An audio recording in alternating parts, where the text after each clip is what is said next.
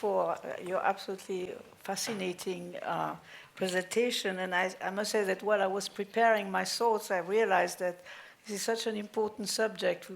Maybe we should work together on it because it's just the beginning. And you know, the German philosopher Hannah Arendt, she said, I'm interested in asking questions and trying to understand and not in stating the facts. I think you did the first part because you're an academic, and I'm going to state the facts. How it is. That's great. That's not with humility. So first of all, thank you so much for the ECGI to invite me to participate in this annual meeting. We have been at Invest AB long friends. We have a tremendous admiration for the ECGI, and generally in Sweden, you have a lot of friends, as you will know next year when you come to Sweden. So first of all, I would like to state the fact that corporate culture is tremendously important in companies, because companies also, they are part of society. They're under the influence of society in which they operate, but they also have, you know, an influence on society. And I think the last years have also shown that, you know, there have been so many scandals happening. If you just look at the pharma industry with the opiate crisis, how can you sell to 100,000 of people medicine without telling them that it's addictive? Or the financial crisis, where one can really think, is, you know, bank behavior one of the ingredients leading to the financial industry, to financial crisis? So I think that, and also because our society is at the moment so under tremendous pressure, and so with growing inequalities, protests in Barcelona, for example, but also in the rest of the world, that, I mean, what a company does and its corporate culture, its identity becomes, I think, even more relevant.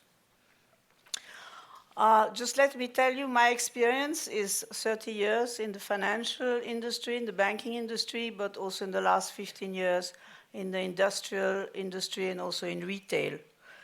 I've been working for the last 25 years for what you call the Wallenberg group of company. That's the largest group of companies in the Nordic part of Europe. This is a family that's already in its 5th generation, and through its vehicle Investor, a listed company, control as minority shareholders a very large numbers of multinational companies. Most of them are listed, but they operate on the Stockholm Stock Exchange, but also on other stock exchanges, and they operate often in up to 90 countries. So how do you develop a corporate culture that is valid in China and Latin America, in Australia, or Norway, or in Spain?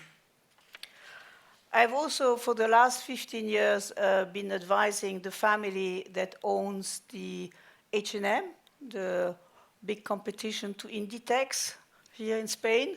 And it's also a family that actually controls H&M. And I think that the longevity of my tenure has nothing to do with laziness. It's just that there are such amazing people with such high standards that you really feel privileged that you can work with groups like that and with families like that. And my experience is that corporate culture is a vital compass for a company, because it helps you to navigate through difficult times, and it helps you also to perform in a more sustainable way. So even though maybe the connection, performance, corporate culture is not really academically be proven, I would assume that there is a connection. And you see it above all when it disappears, what happens then to a company. So the companies, maybe I just give you some name of the Wallenberg companies. You have, in the manufacturer sector, you have Atlas Copco, ABB, and the chemical, pharmaceutical, AstraZeneca, Telecom, Ericsson, the big competitors to Huawei. We have a private company, EQT. We are the main shareholders of the Nasdaq stock market. And then Whitegood, Electrolux, and many others. And some of these companies are listed, and others are not. And through the Wallenberg Foundation, we also control the Scandinavian Airlines, and Stora Enso, and SKF. Now, how do you create a corporate value for such a diversified group of companies which operate in so many sectors, from financial services to airlines? And I think that, if you allow me, I'm going to digress and give you a history, the history of the family Wallenberg, which is very much the history of modern Sweden. So the family Wallenberg, the first Wallenberg, Oscar Wallenberg, he traveled to Boston on a boat, and he was curious what was going on in the world, and he came back with a book called How to Start a Bank. This was in 1856. The Industrial Revolution was just starting in Sweden. It was much later than in the UK. And he started a bank called Stockholms Enskilda Banken, which became the first private bank of Sweden and served the king and served the companies, the startups of the day, and wealthy people, and was extremely successful. A generation later, one of his sons, Knut Wallenberg, was even more successful than the father. The father had a lot of children from a lot of wives and girlfriends, but this particular son was very successful, and a lot of things you see in Stockholm today, like the Opera House, other things have been built by him. And he was also foreign minister during the First World War, and he and his wife had no children. So what did they do? Everybody, the nephews and everybody was expecting, of course, to inherit, not at all. He created a foundation, the Knut and Alice Wallenberg Foundation, which has a purpose, and that I think is very important, is to serve Swedish research and education, Swedish. So for the since that was established in 1917, so it's over 100 years old, and at the moment it gives, for the last 20 years, it's given about 200 million euro year after year to Swedish research and education. That's a lot of money. It's so much money that the Swedish budget for research knows the money is coming in when it's planning it, you know. And at the same time, 1916, there was a new law, the kind of Glass-Steagall Act of Sweden, where it was decided that banks could not own industrial participations anymore. So the startups of the day, like Ericsson and Astra and Atlas Diesel, as it was called, were put in a company called Investor, and that was dividended to the shareholders of SEB. So every shareholder of SEB got a share in Investor. And so today, Investor is over 100 years old. It has a number of companies. It has, of course, changed. Some of the companies are still there, but a lot have been sold, and a lot of new companies have come. I think to understand corporate culture, I would like to read you the purpose of Investor. It says, we create value for people and society by building strong and sustainable businesses. Our investment philosophy is buy to build, to develop the companies over time as long as we see further valuation creation potential. We actively support our companies in making attractive investments, and we are willing to sacrifice short-term profitability for longer-term value creation.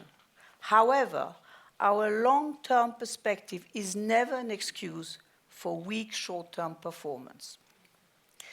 So what I like about this is that you have a dynamic, you have a movement, you don't have words. You know, like many companies, they say honesty, innovation, everything that Amazon writes. But you define a purpose, a direction, and how you want to achieve it. I think that's a very strong corporate culture, and then you have to live by it, or you read it in the evening to remind yourself. So then if you come back so how does the whole thing work? Because there is a circle. So the companies that are owned by Investor, the dividends that they pay to Investor, they then go to the Wallenberg Foundations, because the Wallenberg Foundations, they actually own 51% of Investor. So my boss, Jacob Wallenberg, he likes to say, when I get up in the morning, I know I have to work to create dividends that at the end of the day go to education and research. So that's a very nice story. But now comes the next question. How do you make that every worker believe that story from China to Australia, from SEB to Atlas Copco, that they have to get up in the morning and work to serve Swedish research? It's a bit far-fetched, maybe. Well, of course, they all have different corporate culture, but we create dialogues between the companies, and I think that's very important. on every level. We have a chairman circle where all the chairmen of our companies meet twice or 3 times a year, and without anybody else present, no assistants, no nothing, and they discuss very important topics of society or of companies' performance. And then on different levels, you have this also, you have like the CFO of the companies, they meet twice a year, the head of CSR, the head of corporate communications, the head of human relations, HR. So I mean, what you get, you nonetheless create a circle of friends, a network, and hopefully a sense of pride and togetherness, hopefully. I think also, of course, very important, and that's something I know you've written about it earlier, is, you know, how important is it to have an owner that you can identify with rather than institutional funds owning your company. And I think with the Wallenberg, like with the Persson in Sweden, with H&M, you have owners of flesh and blood. And my experience is that it makes a big difference for the corporate culture, because it gives you an identity and a respect, and maybe also, you know, more fun to go to work. Then the other question that you've raised is about, you know, the relationship between performance of a company and corporate culture. And of course, it's a difficult question to answer because the performance is dependent on so many other aspects. You can, by the way, have a very disagreeable corporate culture and be quite successful, as we know. But there are market conditions, there are R&D, there's capacity of renewal, I mean, there's competition, there are new business models, so it's very hard to say it's just a corporate culture. But I think that a corporate culture, particularly in case of great competition, makes the company more resilient. And that's a positive aspect. Then a corporate culture can also be destroyed, so one has to be very vigilant, and it's usually destroyed by a CEO. So it's always about people. I mean, you can get the wrong CEO doing lots of, you know, kicking people out that maybe are not, you know, the youngest performers anymore, but they have institutional memory. They are like a link, a glue in the company, hire only 25 years old because they know everything about new technology. But at the end of the day, the soul of the company is gone. So that's we've seen, and it has to be rectified. Then your very interesting example about bribery. I mean, I know the Siemens case, and it's an amazing case, and it is true that it was allowed to tax deduct briberies in Germany.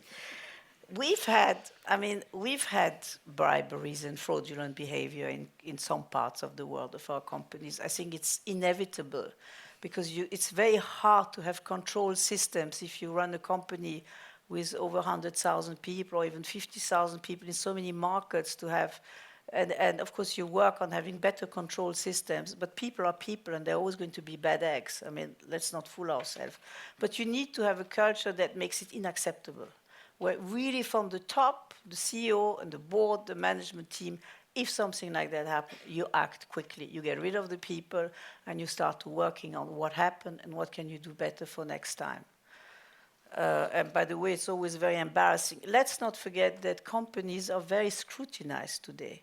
There are always a social media, there are whistleblowers, so you do not operate in a vacuum. So I think that's also an incentive to try to behave a little bit better.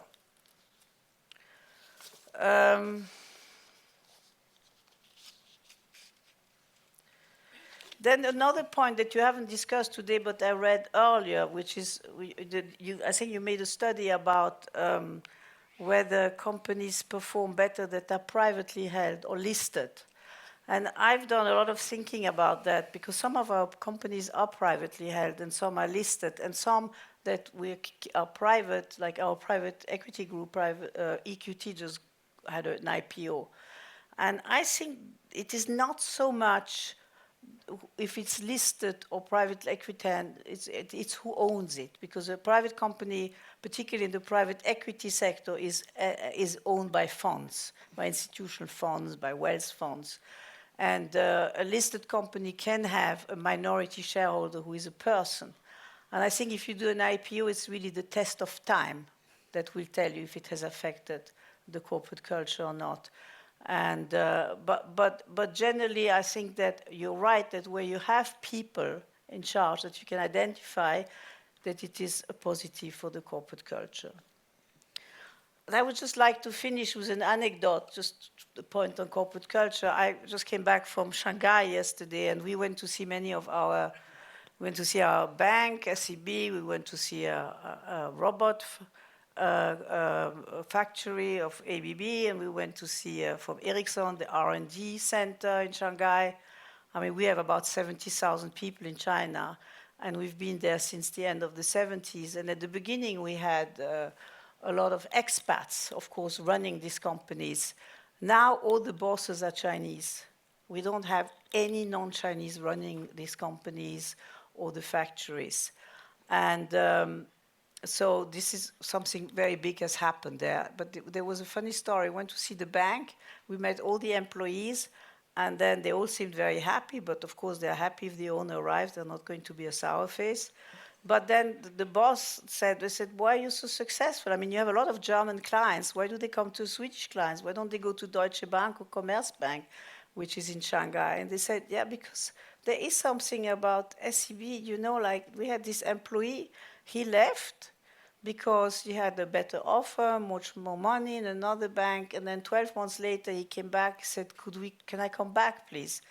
And usually we don't do that. I mean, if people leave, they leave. But then we asked him, so why do you want to come back? He said, you know, because at SEB, I can do things that I cannot do in a German or in a Chinese banks. I can come up with a suggestion. I can say, we could do things a bit differently, you know? And you listen, and you let me do it. And I think this is what corporate culture is. Thank you.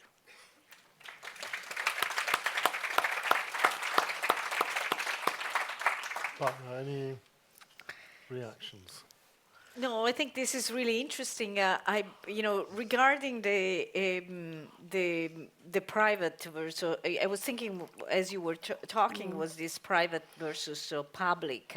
I think the emphasis, it's a bit about constraints, and I think in some way you may have a goal, and the question is whether something goes in, gets in between. So, that made me think about Boeing, for example, okay? And, I had this endless discussion about what happened at Boeing. And if you think about, a plausible story there is that, they were quite frankly, I think I could say this, even though we are in Europe, they are dealing with some level of unfair competition from another large player. And they learned very quickly that American Airlines was signing a contract with Airbus. And so the conversation, this is actually in the investigative press, the conversation between the CEO at the time and the engineers. So I'm thinking now, here is can we scrap the plan that we had to do a new plane, and can we really quickly redeploy and do things in a certain way? And, at that point, you could start imagining it's very hard to ask an engineer, can we do this in, maybe the engineer says yes, and then he says, we can do it in 18 months, and he could say, can you do it in 6 months? And you know that you start, you need to cut corner to do stuff, and maybe you could do it, but you know for sure that there is not going to be a level of precision in that, and partly is the pressure for this type of managers is if they lost the contract with American Airlines, they knew that actually Airbus had a really big operation moving in town, and American Airlines was about to sign the contract. And so the question is, if I lose one contract, which is one of the largest airlines in the world, I'm out of the door.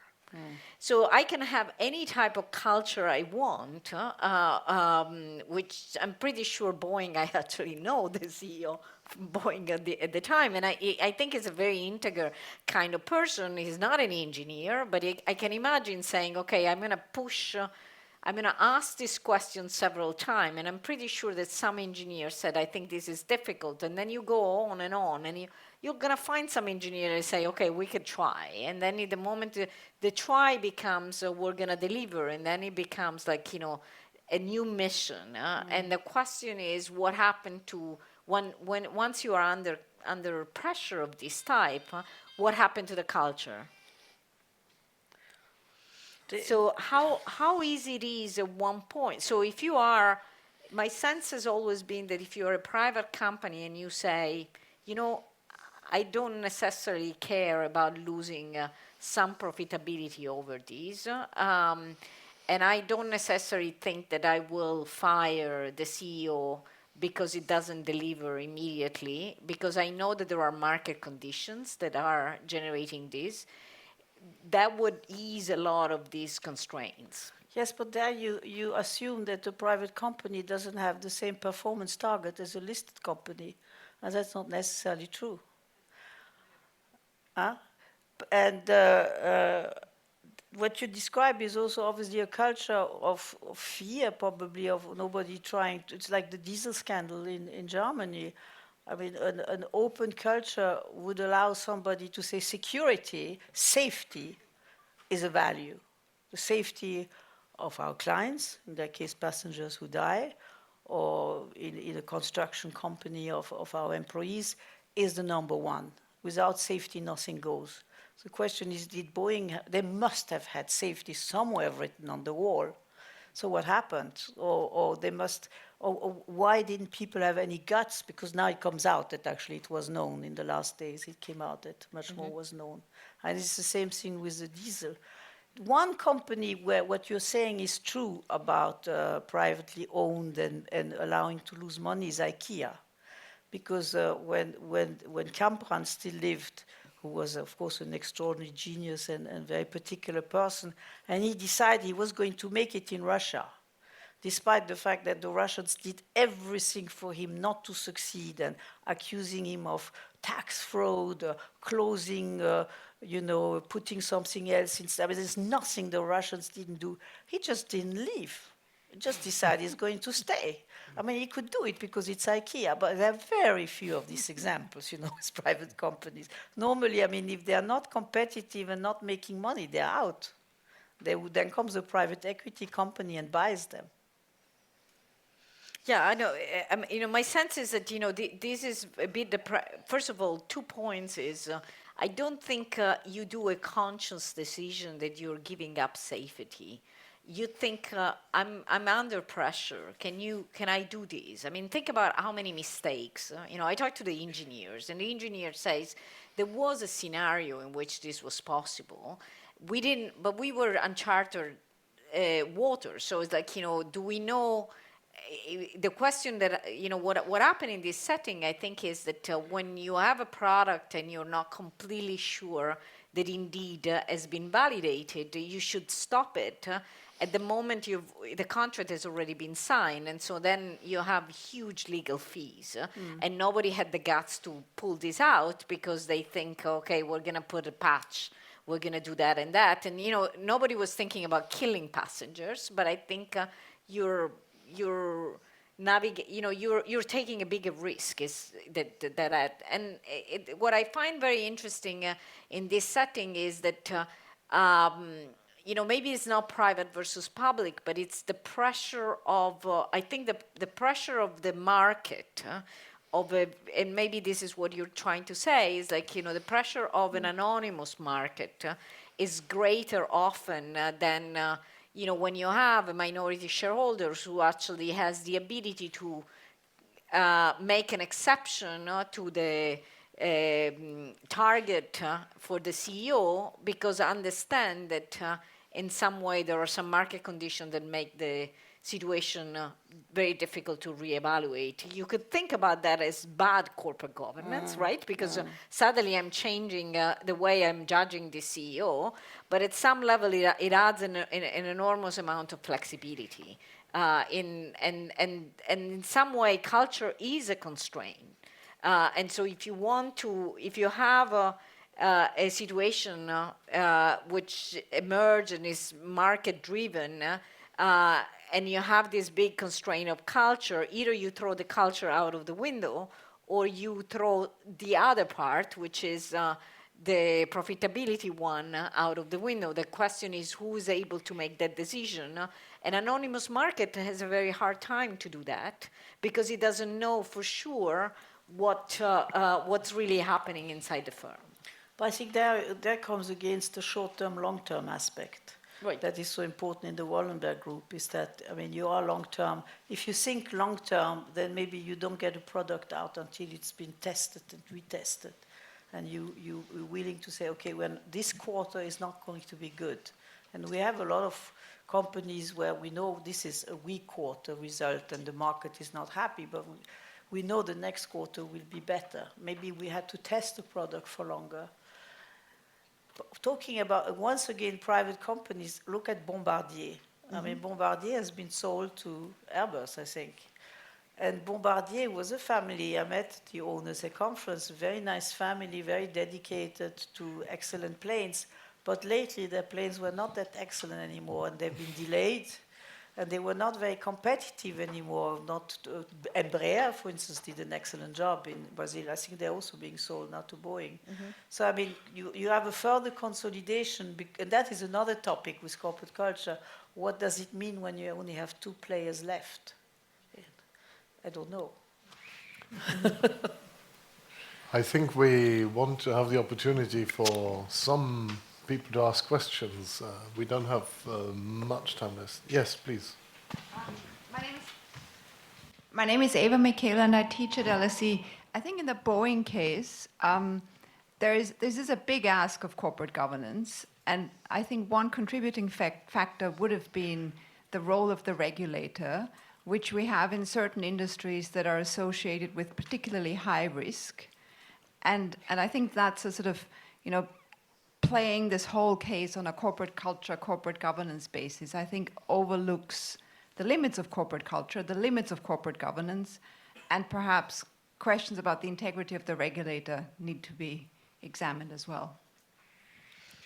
Do you agree? Yeah. Banking, same story.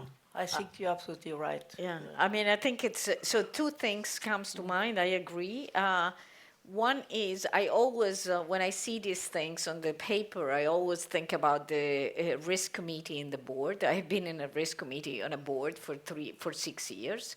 And you generally have the management there, and you ask the question, I mean, as a board member, you ask the question, do you have you done the test? And, the question is how much there was an internal control mechanism that makes the issues, or at least the debates among the engineers emerge at the board level. And the question, this is a very difficult question, is like, to what extent corporate governance could be designed in such a way that the issues emerge and are really considered at the level, because often, unfortunately, at the board level, what you get is someone saying, we have evaluated the risk and cost, and you take whatever they tell as granted, and that's one. On the regulator side, I think this is the issue. It goes back to what Beatrice was saying, is that if you have two players, one is American, and the other one is European, where the French and the Germans are deciding, and they get all the subsidies in the world. And then you have a US regulator who is probably captured as well. So this is not any longer corporate culture, is about, so what has emerged is that the internal teams were telling the regulator what the test they should be doing, right? And so at some level it's no longer clear who is regulating what. And, that goes back to, influence, undue influence of firms on societies. And that's a longer issue. But yes, in general, these are two things that are important. You can see that in the financial crisis as well, how regulators were influenced by financial institutions when it came to all the rating of papers, where they all got AAAs. Something must have gone wrong there between regulation and companies. Excellent. Thank you very much Paula. Thank you very much, Beatrice. My name is Hagen Schweinitz. I'm a practitioner, not an academic. And I'd like to thank you very much for your great examples that you've brought. And I'd like just to add a few things, and maybe you'd like to comment. So first of all, thank you very much for bringing up the long-forgotten Hofstede, who was one of the masterminds behind looking at national culture. I wrote a paper on corporate governance in Iran, and it was interesting to see how national culture influences corporate culture, because you cannot separate the one from the other. The difference is corporate culture is operating in a smaller universe, and it is being defined by a limited number of actors. So the tone from the top, the CEO and the senior management, is a key factor in shaping corporate culture. And it is the responsibility of the board of directors, of each individual board director, to shape that tone from the top. Our friend Amir Licht, if he's here, he wrote in his paper, and one of his papers, the board of directors is the epicenter of power. It's the epicenter of power, and the board of directors has the responsibility to shape the tone from the top. And to close, thank you for bringing up the Siemens case. I'm German, so I know we've been hit quite hard by what happened at Siemens. And I'd just like to add that both of you elegantly understated the effects of what has happened at Siemens and what has happened when corporate culture goes wrong. Two things. Siemens has been imposed to, I think, one of the biggest fines ever in that context. It was a huge amount of money they had to pay. And on a sad note, the CFO, Hans-Joachim Neuberger, decided to take his own life. Mm-hmm. Yeah. Okay. I think we can have another question. Thank you. My name is Nuno Fernandes. I'm an international corporate finance scholar. And as I was listening to the examples and to the case studies and to the different discussion, I was thinking about institutions as well, right? And I want to if I think about the Siemens case, and I link it to transparency, which is a big literature in economics and finance. If you go to an annual shareholders meeting and ask the question, should we fool the market, like the Volkswagen Dieselgate? Should we fool the market and gain extra profits for the next 5 years? Or should we be transparent and actually show our clear emissions? I don't think any shareholder would clearly vote in the long-term perspective, go ahead and fool and try to fool, go ahead and bribe, right? I think it's really about being transparent. So what I want to ask you is, what's your view on the link between institutions, because it's commonly assumed in economics and finance that institutions are very important for societal development, for economic growth, political institutions, and also other kinds of institutions. What's the incremental role of culture? And does culture have any incremental role or differential role relative to institutions? Do you want to start? What do you want me to start? Yeah. Okay. I'm not an expert on German corporate governance. I would just like to state that when it comes to Volkswagen, it's a very strange shareholders composition, as we know. That's gone through a lot of, being bought, Porsche buying Volkswagen, vice versa. The state partly owning the unions. So I think you have a situation that I've never seen in any other European countries, and I don't know how much that has to do with the diesel scandal. And I don't know about Siemens, but I have to say, and that's a very anecdotal observation, it is not a scientific one, but I think that large groups in Germany have unusually been affected by scandals. Yes. And I don't know what it is. I don't know why, whether it's the way it was the regional governments and states were given a certain responsibility after the war to help them build. I don't know. But I think that you're right. I think the role of institution shareholders is very important. I just can't tell you how in Germany what impacts what. Yeah, so my personal view, so I think about culture as one of the institutions. So you have legal you have and you have a cultural institution. So, property rights, enforcement of property rights, regulation to some extent are, but culture is one of the others, and they complement each other. In some way, you could imagine that they're a substitute of each other, but in reality, they augment each other. So the way I think, I agree with this statement about Germany is a bit funny because, if you think about, within Europe, there has been this survey that has often been done among European households where they ask, who do you trust more among all these? And the Germans are the most trusted, but when we go to corporate scandals, probably they win the biggest prize. Over time they've done, and it's quite, the question is it because they have these dual boards that, so this is where the corporate governance comes to mind. Is it because in reality there is not a very effective supervision? Is because they have these national champions? If you think about some of these firms are national champions, and Germans are pretty good, think about the banking in general, at the regulation level to support their own national champions.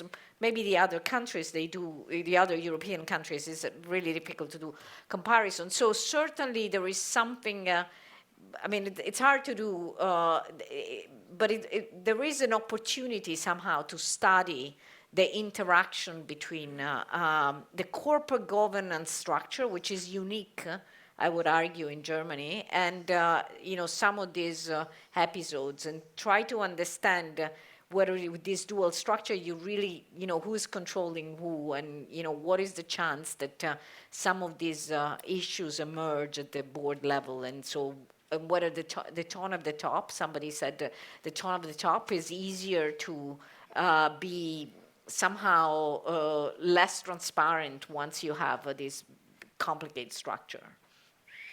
Last question goes to Amir. So, thank you. I'd like to make a statement and present it as such, but then stick a question mark at the end and turn it as a question to both of you. And the statement is with the lawyer's hat, not the cultural scholar hat. There's a trend in Australia during the last several years for finding fault in top managers for it's phrased as faulty or poisonous corporate culture. So there's legal liability for bad corporate culture. This is bad corporate culture not as a key for or as an explanation for business failure or something else, but as a basis for legal liability, which tees up for the final session in this meeting. And now I'll stick the question mark. What do you think about that? Could you, and what would be the conditions for imposing legal liability for a flawed corporate culture? We'll have to observe it, we'll have to measure it, we'll have to prove in court that there was some flawed culture. This is where we're heading, at least in some common law jurisdictions. Well, it's complicated to think how this would.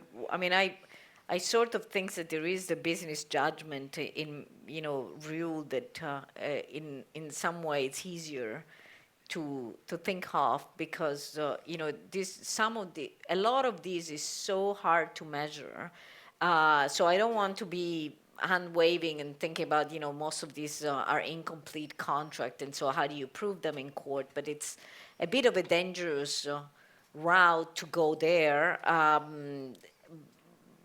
But on the other hand, I think this is a symptom of something. Like, when you have, I go back and make the parallel. When you have people protesting on the street because of inequality, I think it would be really important to start incorporating certain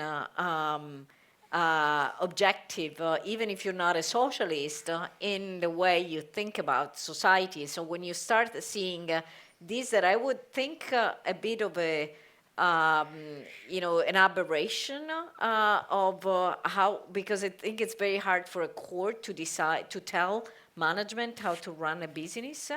It is an evidence of the fact that maybe we passed a certain line and maybe you need to equip firms with, I don't know what prompted this tendency. I don't know about Australia, but I wonder whether there is, we can connect this to some episodes. So I generally read this evolution as evidence that something is happening, and the question is for society, but also in general for leaders. I mean, firms have a really important role in society, and I would argue that they have a greater role in society nowadays because they do, for bad or good, politics. At this point, most of the political pressures are, at least in the U.S., I can guarantee you, are derived by role of firms. I mean, why all these firms have headquarters in Washington? So the moment you start recognize that, you want to make sure that indeed you can run the firm efficiently, and you have to start thinking, what is the other perspective? I mean, that's all I can say. I don't know this specific case. It seems like a crazy direction, but who knows? But I mean, the consequence could be that nobody wants to be on the board anymore. No, why should you become a board member? Already it's difficult to attract board members for banks because they have been so penalized after the financial crisis, and they can be penalized as individual members now with a lot of money in Europe at least. So, I mean, it's already very hard to find board members. I think one has to preempt that by just having making a board something much more professional. I think actually in my experience, the UK comes quite close to most professional boards. I agree. Yeah. There's a lot, and when I have colleagues who sit both on Swedish, German, UK boards, now they say the most work is actually in English boards. They have to know so much. And also they have to go every year to courses with regulators. They have to refresh their knowledge. They have to know the company very well. It's a lot of work. So I think that's the direction, just to have better boards. So here we have a theory, Jordi. Education by business schools is very important for corporate culture. So I think that's a good note how to close. Now, let me just try and say what I think we heard. So I think, Paolo, you've given us a definition of corporate culture. You've also convinced us that economists have theories about corporate culture. We have anecdotal evidence about corporate culture, but as far as the systematic evidence goes, it sounds pretty hard because of what you put up in the words. Studying the words is not enough. You actually have to study the deeds, which could be very difficult. Now, I find the Foggia example very interesting. So next time you eat your farfalle, be aware you're actually eating corporate culture. So with this, Elaine, I think, do we have a break? We have no break? Okay, sorry, we have no break, and I've not taken us in on time, so we continue straight away to the working paper prizes. So thank you for your patience.